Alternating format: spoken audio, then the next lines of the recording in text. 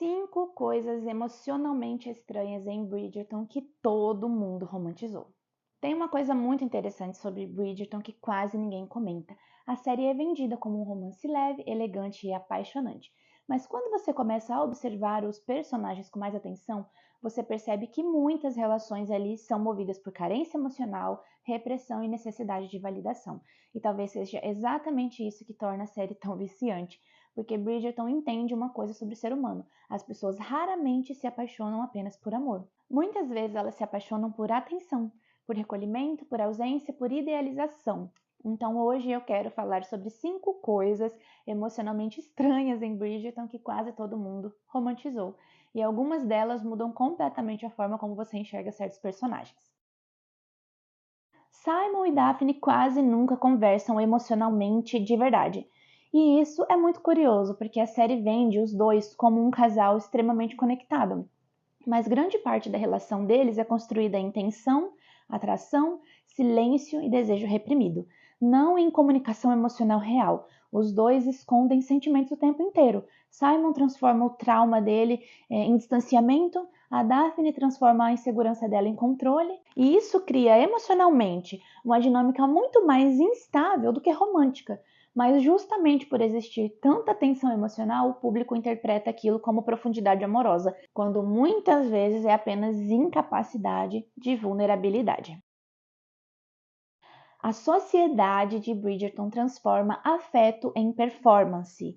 Quase tudo na série é performático. Os bailes, as apresentações, os casamentos, as relações, os personagens vivem sendo observados. Isso cria um detalhe psicológico muito interessante. Ninguém ali ama de forma totalmente livre. Todos estão tentando corresponder a expectativas sociais, e talvez seja por isso que tantos personagens parecem emocionalmente sufocados, porque eles não estão apenas tentando ser felizes, estão tentando ser admirados, aceitos, desejados socialmente, e honestamente, isso continua extremamente atual.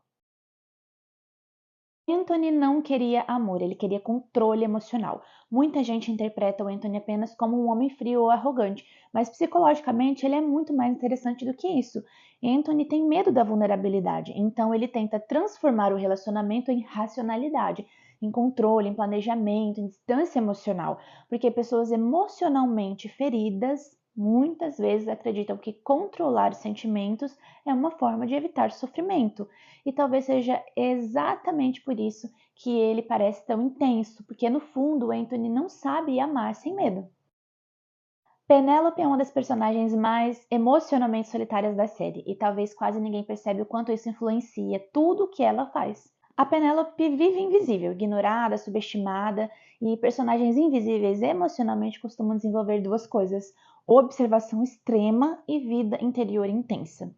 Por isso, Lady Whistledown funciona tão bem. Não é apenas fofoca, é poder. É a primeira vez que Penélope consegue influenciar o mundo que nunca enxergou ela de verdade, e isso deixa a personagem muito mais complexa do que parece. Bridgerton romantiza relações emocionalmente problemáticas de forma muito elegante, e talvez esse seja o maior segredo da série.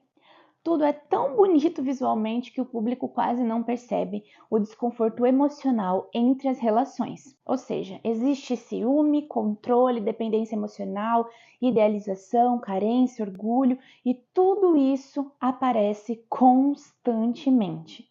Mas fica lindo porque é embalado em trilha sonora delicada, fotografia romântica, olhares intensos, estética sofisticada. Isso vai criando uma experiência muito interessante, porque o espectador sente encanto, mesmo assistindo relações emocionalmente confusas. E é exatamente por isso que Bridgerton prende tanta gente. Não apenas pelo romance, mas porque a série entende algo muito humano.